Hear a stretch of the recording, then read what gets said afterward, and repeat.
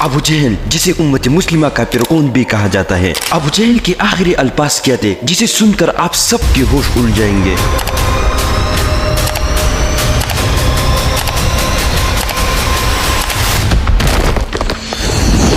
حضرت عبد الرحمن رضی اللہ تعالیٰ عنہ فرماتے ہیں کہ میں جنگ بدر میں ایک صف میں کھڑا تھا، اور جب میں نے اچانک مڑ کر پیچھے دیکھا تو میں دیکھتا ہوں کہ میرے دائیں اور بائیں طرف دو کم عمر نوجوان سپاہی کھڑے تھے۔ ان کم عمر سپاہیوں کو جب میں نے دیکھا تو میں ان دونوں سپاہیوں سے مطمئن نہ ہوا، اور میں نے اپنے آپ سے کہا کہ میرے پاس یہ کم عمر نوجوان کیوں ہے، بلکہ میں چاہ رہا تھا کہ میرے پاس میں ذرا مضبوط اور جنگجو لوگ ہو تاکہ جنگ کے وقت ہم ایک دوسرے کی مدد کر سکے اور کافروں کا خوب خاتمہ کر سکے۔ بس اب میں ہی سوچ رہا تھا تو ان میں سے ایک کم عمر نوجوان نے مجھ سے کہا کہ اے چچا جان، کیا آپ ابو جہل کو جانتے ہو؟ اگر آپ ابو جہل کو جانتے ہو تو ابو جہل کو ذرا ہمیں بھی دکھاؤ۔ تو میں نے اس نوجوان سے پوچھا کہ اے بھتیجے، تم اسے دیکھ کر کیا کرو گے؟ تو ان میں سے دوسرے کم عمر نوجوان نے کہا کہ چچا جان، ہم نے سنا ہے کہ وہ ہمارے رسول اللہ صلی اللہ علیہ وآلہ وسلم کو گالیاں بکتا ہے۔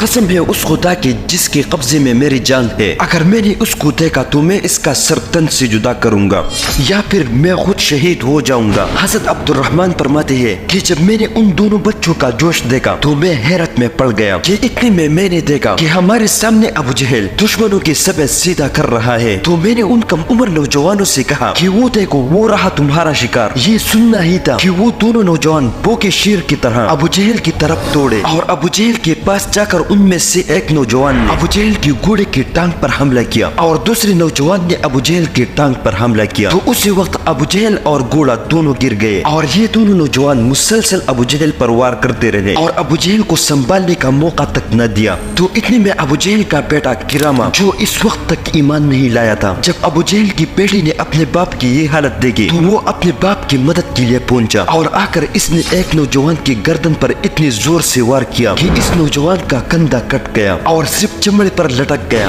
لیکن پھر بھی وہ زخمی نوجوان لڑتا رہا۔ جب اس بچے کا ہاتھ زیادہ تکلیف دینے لگا تو اس نے اپنے ہاتھ کو پاؤں کے نیچے دبا کر کھینچ دیا، جس سے تکلیف تھوڑا کم ہوا، اور پھر لڑتا رہا، اور ایک اچھے خاصے مقابلے کے بعد ان دونوں نوجوانوں نے بہت سے کافروں کو جہنم تک پہنچا دیا۔ پھر یہ دونوں نوجوان حضرت محمد صلی اللہ علیہ وآلہ وسلم کی خدمت میں حاضر ہوئے، تو آپ صلی اللہ علیہ وآلہ وسلم نے فرمایا کہ کس نے ابو جہل کو قتل کیا؟ تو وہ دونوں نوجوان کہنے لگے کہ ہم نے اس مردود کو قتل کر دیا۔ جب حضور صلی اللہ علیہ وآلہ وسلم نے ان کی تلواروں کو دیکھا تو ان کی تلواروں سے خون کے قطرے ٹپک رہے تھے، تو آپ صلی اللہ علیہ وآلہ وسلم نے فرمایا کہ تم دونوں نے اسے قتل کیا ہے۔ روایات میں آتا ہے کہ جب ان دونوں نوجوانوں نے ابو جہل کو بہت زیادہ زخمی کر دیا تھا، جبکہ وہ مرا نہیں تھا، ابو جہل زمین پر گر گیا تھا، اور یہ دونوں نوجوان سمجھے کہ ابو جہل مر گیا ہے اور اسے مردہ سمجھ کر وہیں پر چھوڑ دیا، جبکہ ابو جہل اپنے آخری سانس سے لے رہا تھا، اور چونکہ ابو جہل اسلام کا سب سے بڑا دشمن تھا، اس لیے حضرت عبداللہ نے اس کی گردن پر پیر رکھ کر کھڑے ہو گئے، مگر ابو جہل مردود اس وقت بھی اپنے غرور و تکبر سے باز نہیں آیا، اور کہنے لگا کہ اے بکری چرانے والے، تم نے بہت بڑی جگہ پر پیر رکھی ہے، اور دیکھ میرے گردن جڑ سے کاٹنا، تاکہ میری گردن سب سے اونچی معلوم ہو جائے، تاکہ سارے مکہ والوں کو پتہ چلے کہ یہ گردن سردار کی گردن ہے۔ یہ تھے ابو جہل کے آخری الفاظ، اور اس کے بعد ابو جہل کی گردن کو تن سے جدا کر دیا۔